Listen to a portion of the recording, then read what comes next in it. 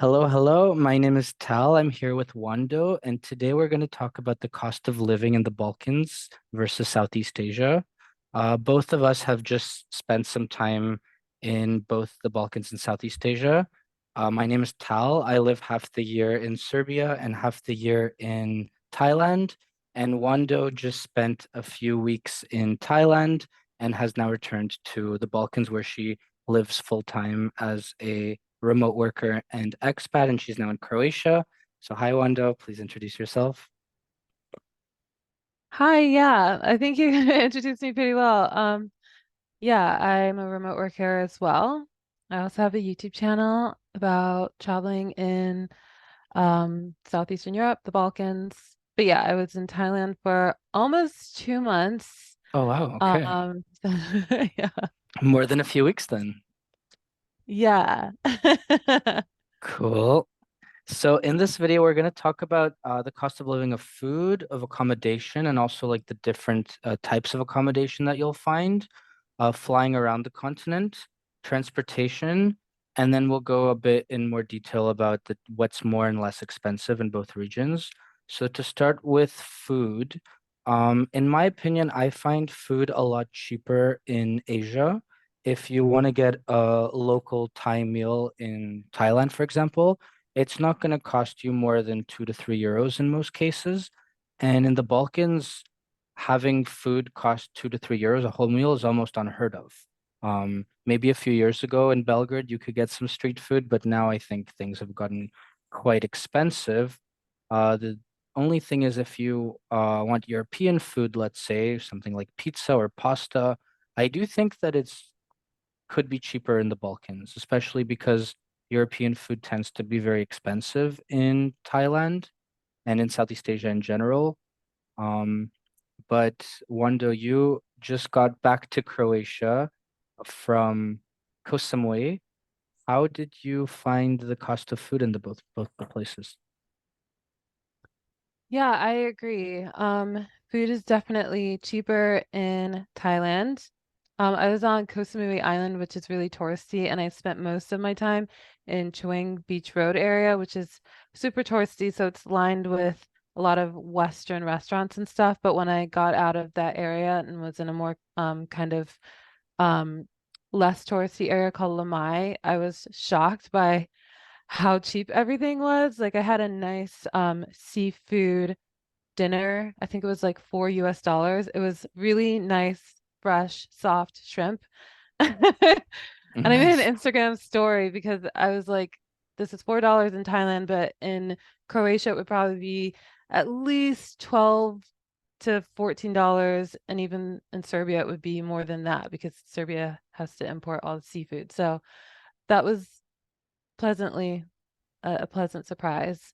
But I still think that in Southeastern Europe, that food is still, especially groceries, way cheaper than in, Western countries. So, and when it comes to eating out, I think as long as you're not in a super big city, um, you can still eat out for like $10 to $15. But if you're going to nicer restaurants in a major city in Southeastern Europe, you're probably going to spend at least $15 to $20. Mhm. Yeah. You No, agree? I agree. Yeah, I agree. I mean, I Okay. think $15 to $20 per meal in Thailand is a lot of money. Like you can have maybe 10 meals Yeah. with that amount of just local dishes. But at the same time, if you want something outside of the local Thai dishes, then it's not going to be a whole lot different. I think it's still going to be cheaper in Thailand, but not by much. And when it comes to grocery stores, I think that if you're buying Asian ingredients, it's way, way cheaper in Asia. And if you're buying European ingredients, it's way cheaper in Europe. And produce, I think they might be similar, to be honest. I don't have too much experience comparing the two because I mostly eat out in Asia and I mostly cook in Europe. So it's hard for me to compare, but I assume that they're not too different. One Yeah, I'm thing I not too could sure say, about Thailand when it comes to groceries yeah, what I could say though or is that produce. Serbia has really expensive Asian products in the grocery store. If you want soy sauce or you want some sort of Asian spices, it's really expensive. And here it's super cheap. For example, coconut cream or soy sauce, things like that. But then on the other hand, if you want to buy cheese, it's much better quality and much cheaper in Europe, in Serbia, for example, than it is in Thailand. So for those kind of like staple Asian and staple European ingredients, then for sure it's cheaper where that originates from. So the second thing Yeah. to talk And about is, sorry, I just want to sorry, say yes. alcohol as well. Oh yeah, oh big time. Alcohol is way cheaper in Asia. Oh, sorry, in Europe. Way, way, way Yeah. cheaper. I find alcohol to be very expensive in Thailand and also in Malaysia. In Vietnam, it's cheap. So I think it depends where you are in Asia. But all in all, I think in Europe, alcohol is cheap everywhere. At least if you go to a And grocery there's a lot store, more variety, I think. way more, Like way there's a lot more. of you can buy some expensive gin, but also like some cheaper gin or something. Whereas like in Thailand, it's like here's your options and everything's expensive. Yeah, yeah, no, for sure. You could get some slightly cheaper Thai whiskeys and things like that, but those things give you pretty bad I hangover. did that. I was like Yeah, Thai whiskey all day, every day. yeah, yeah, for sure. So alcohol way cheaper in the Balkans than Thailand for sure, and than most of Asia. So accommodation. This is an interesting one because I think the types of accommodations that people are looking for might be different. At least it was for Wando in my case, because in Europe, I want an apartment. I'm going to go on Airbnb or on the local websites for whatever country it is, find an apartment with a kitchen. And if I want to travel around, I use that as my base. Now in Asia, um, sometimes I do that as well. When I go to Chiang Mai, for example, I also like to find an apartment on Airbnb. But then a lot of places, such as the islands, are more touristy. They don't have as many of those types of accommodation. So I tend to stay in hotels and in guest houses or homestays, which I don't really do in Europe. But in my opinion, I think that accommodation is cheaper in Asia overall, at least in Southeast Asia.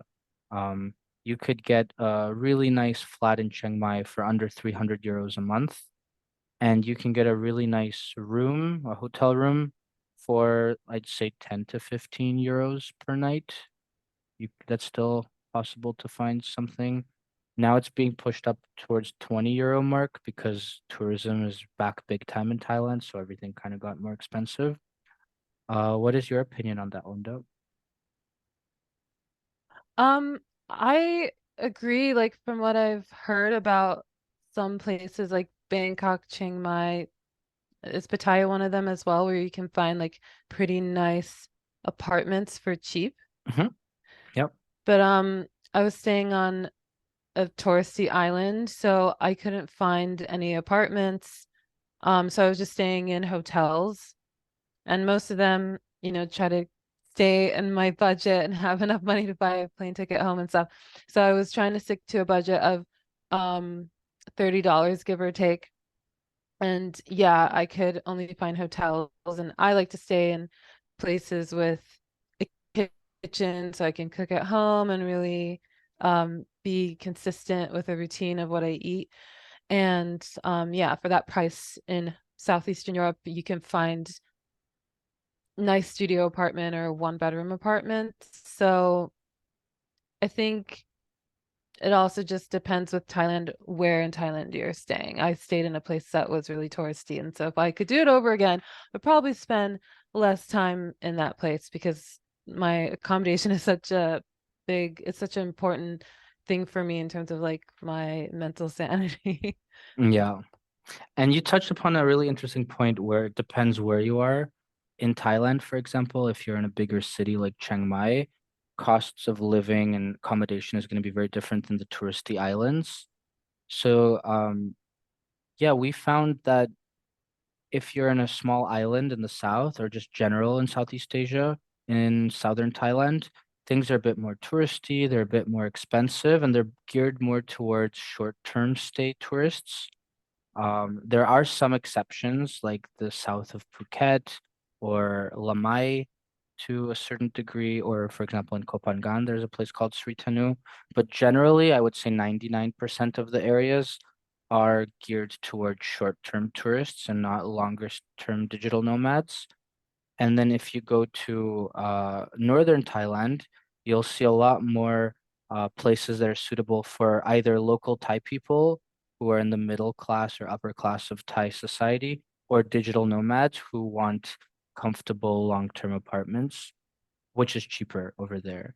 And it's kind of similar, I guess, to Europe, where in the warmer months, the seaside gets really expensive. So the seaside of the Balkans is kind of like the islands in Thailand, where they're a bit more expensive. Wanda, you have a lot more experience staying on the seaside of the Balkans. You're actually on it now. Would you say that it's also geared towards short-term tourists, or is it more real towns where people live and you can find, local apartments on the seaside easily as well as in the bigger cities? Yeah, well, I mean, there are real towns where people live, but as people live off of this tourism income, so the prices really get jacked up starting in, I would say, April until October-ish. So right now for my apartment, which is really messy, sorry. But I think I'm paying 26 euros a night, and I'm staying in a seaside town in Croatia called Zadar, which is cheaper than some other seaside towns, so that's another thing to uh keep in mind. But in the summer, I'm pretty sure this accommodation would be at least 60, 70 euros. So that's the impact of the tourism season. And so, and another thing is in summer I basically can't stay in the seaside. I have to go to like Macedonia and Serbia and save money because Yeah. I can't afford the seaside in the summer. Yeah, no, that makes sense. One I day. feel the same. If I do go to the seaside in Europe, it's always off season because on season, not Yeah, only are the prices double or triple, there's so many people everywhere. There's so many people, and it's just I way too know. much. It's That's another Europeans and thing. Americans and just like everybody wants to go to the seaside of Europe in the summer. I think it's even worse in Western Europe, like in Italy or in France, the French Riviera. But the Montenegrin towns like Kotor and Croatian towns like Zadar, I'm sure they get super busy as well. Yeah. If you come to the seaside in the summer and you're on a budget, you're gonna have to stay in hostels and like shared rooms and stuff. Maybe you can find some, one you can find like a single room, but it will have a shared bathroom and stuff like that. So it's definitely doable, but yeah, I just like having an actual apartment. Yeah. So last but not least, we'll talk about transportation, so getting around. Um, what are your thoughts about that one, though? Um, well, something that I love about Europe is you can just often stay in a city center and just walk everywhere. Yeah. And then every place, well, specifically, I should say Balkans, Southeastern Europe. And then if you need to go somewhere further for some reason, maybe you need to go to some specialty store that's not in the city center, you can take Uber. If it's Croatia, most of the big cities have Uber, but if it's other countries, they'll have some other version of Uber. And the taxis are never too expensive. Like Mhm. even Uber in Dubrovnik, which is Croatia's most expensive city, I don't think I ever spent more than $5 or $6 on an Uber Oh, if really? I needed. Yeah, That's it cheaper wasn't than too I expensive. expected, actually. Yeah, I think for the most part, if I was just like going to the ferry port or going from my apartment in Dubrovnik to some other part of the city, it's not too big, so it was never too expensive. Um, So yeah, I think just using those apps is really helpful, but also some countries like Macedonia, I don't know if it even has that app, but it's like $2 to take a taxi to the other side of, the Skopje city or something in the Yeah. capital. So I love transportation. And then the public transportation, which I don't use too often, but from what I remember, it was cheap, but I don't remember the prices of public transportation. Yeah, in Belgrade, I think it's like 60 or 70 cents to take a bus, which is quite Yeah. cheap. And then Asia, on the other hand, I think you're rely more on transportation options. A, because there's a bunch of islands in the south, so you need to take a ferry or a flight to and from the islands. B, because it's really hot and humid. It's like 30 to 35 degrees for most of the year. So a 30-minute nice walk in Europe might be not as nice in that kind of hot and humid weather. And then So C, true. it's not very pedestrian friendly. Um, Even Bangkok, the capital, there's many streets where there's no sidewalk. You walk alongside the road. If there is a sidewalk, there's a lot of stuff on the sidewalk, like street vendors and motorbikes parked and trees planted. So it's quite chaotic in compared to Europe, which is very pedestrianized, and you have these wide boulevards with no cars everywhere that you can walk around. And if there is a road, there's always a sidewalk that you can walk near the road. So it's a lot friendlier for that.